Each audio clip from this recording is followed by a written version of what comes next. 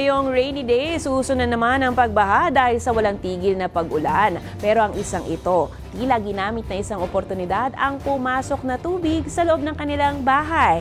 Tara, makisabay na rin tayo sa Laundry Day ni Inday.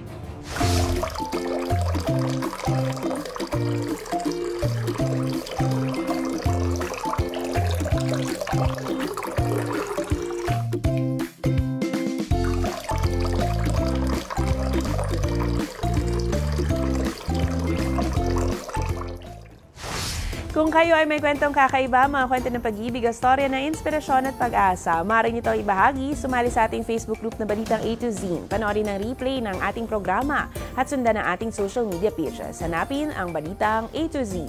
Ang ating quote of the night ngayong Martes ay mula sa isang author at philosopher na si Gilbert Chesterton.